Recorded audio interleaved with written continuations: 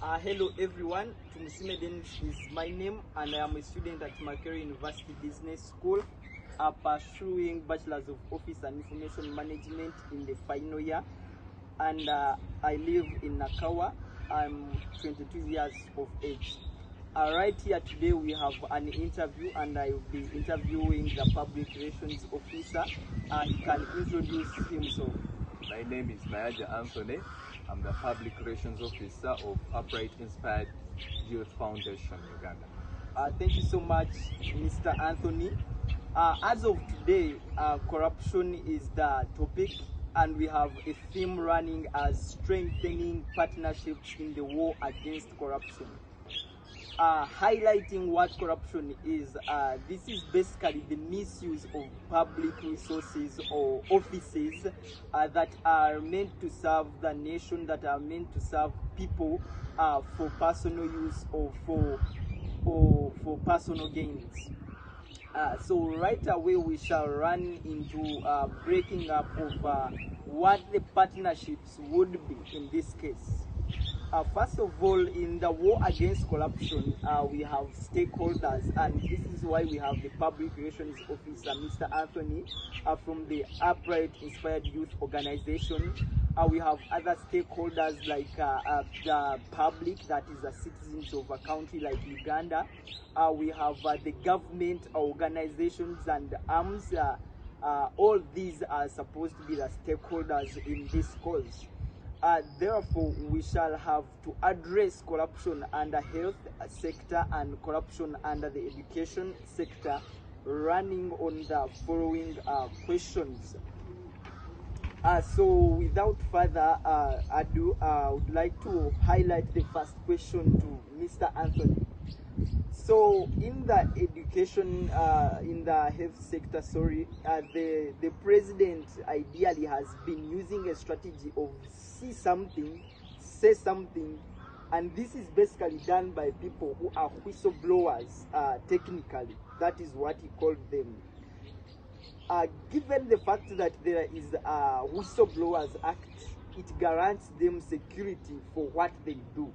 For some of you who may not know what whistleblowers are, these are people who willingly see acts of corruption and report to authority. So these are whistleblowers, and there is an act that protects them, that guarantees them security. But given that existing structure, we have the police that play a fundamental role in guaranteeing this security to the whistleblowers. Underlying factors do not stop the police from engaging in corruption, because we have seen cases of corrupt officials, that is police, taking bribes on the roads, traffic officers. We have seen police kill people on behalf of citizens to get bribe money. So, given all these statistics, my question is, what can be done to guarantee or protect the whistleblowers from all these circumstances, for them to execute their work, especially reporting corrupt cases in the health sector? Okay, now with the health sector, this is how whistleblowers can be protected. First, we should embrace technology. In embracing technology, these whistleblowers can submit in their issues via these systems that have been created there, and their identity is protected.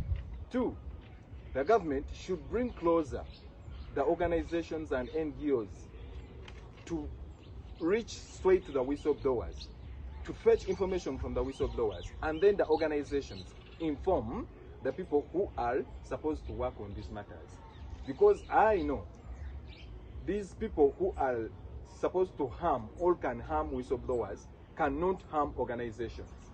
Therefore, if at all whistleblowers inform organizations that are instituted there to fight corruption in the health sector, I think whistleblowers will be protected, and also the information needed will be given, hence curbing up corruption in the health sector.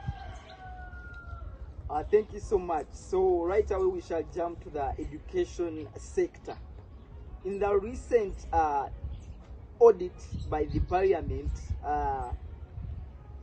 that was tabled, it was found out that the secondary schools in Uganda, these are basically public schools, those are government schools, there has been 10,000 ghost secondary school teachers.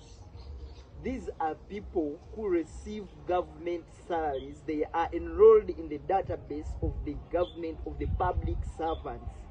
But ideally, they are not on ground in these respective schools teaching or doing what they are supposed to do. That is one.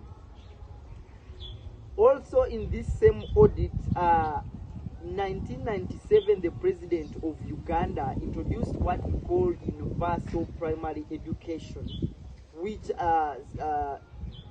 consecutively there was UCE, that is Universal Secondary School Education. But it was found out that the PTA, that is the Primary Teachers Associations, and the heads of these schools go ahead and send these students home to get fees. But ideally, why these were introduced is to render free education to people. So in this regard, we see that there is a loophole in the system of education. So should we blame the government for these underlying corrupt cases? Who should we blame? And in this case, what should be done to address these challenges? Now, the first one of the database, I think the government should add more supervisors. A district cannot have one education supervisor. More supervisors, around like 3, who can supervise and know that indeed are these teachers in schools teaching or they are not in schools teaching. Now, when they find teachers who are in schools but they are not teaching, these teachers can easily be handled and gotten off the government payroll and get people who are willing to teach. That one can help solve that. 2, the issue of UCE, PTA requesting for money from students, yet they are supposed to get free education. This one should also be supervised by the supervisors, and at the same time, the government should increase the amount of money it gives to these schools. You find that schools that request for money, these schools are having a lot of challenges, and they are first to go into requesting for money. But if at all they are having enough funds and they are supervisors, this issue of PTA requesting for money, they won't be giving any excuse of requesting for money. Thank you.